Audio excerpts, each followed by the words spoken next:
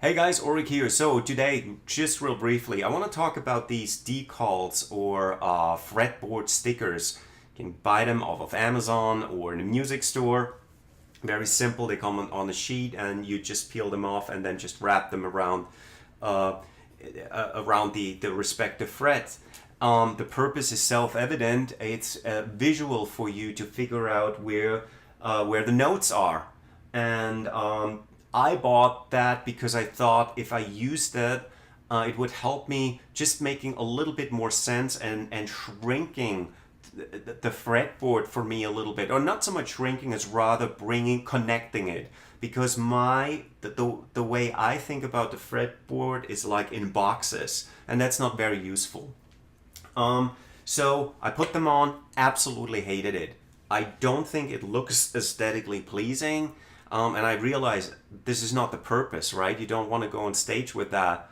I just didn't like it, and I couldn't really make sense of it. I mean, I understand the logic behind it. You have natural notes and then, sharps and flats and all that. Of course, I understand that, but I couldn't really do anything with it. It didn't really help me. So what I ended up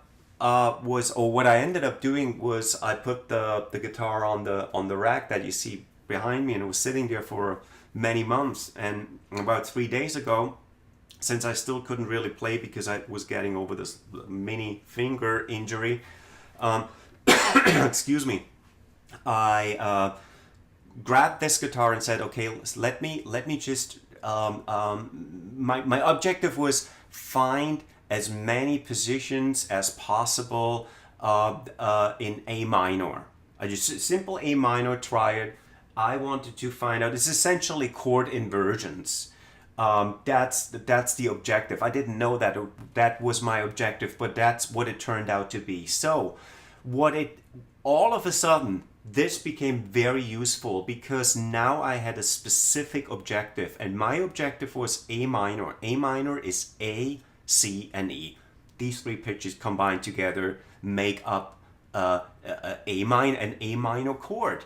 And I know the open variant, and I know this one here and a couple of others, but I don't know a lot of it. Now, A, C, and E, if you now only focus in on a couple of notes, specific notes, all of a sudden that made sense. Because without even me thinking or starting, I just looked down and I immediately spotted here A, C, and E. I hope you can see that, even though it's upside down for you, obviously. But it was right there, ACE. Oh, that's awesome.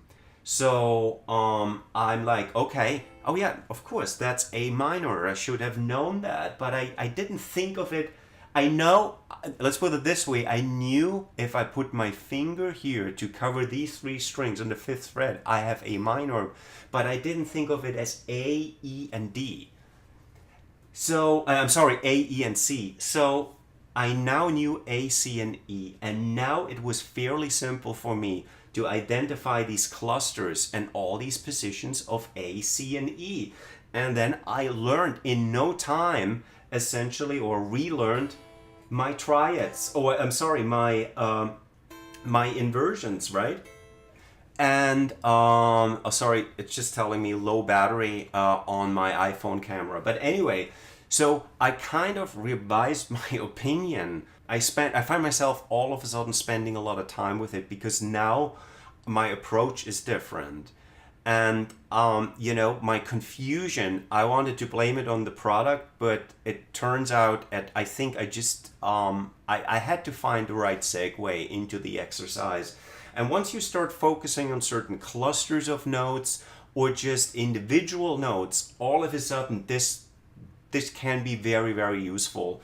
So I think if you played with the thought of trying that, I would actually encourage you to do so. Focus in on something small. And then once you start working with it, it actually is really, really helpful. And I'm going to do a follow-up video right after this one, and I'm going to walk you through that process of my mini discoveries. And I can show you on this guitar with the help of these stickers how things really started to connect for me. But that's for the next video. I hope it was helpful. I see you next time. Till then, bye bye.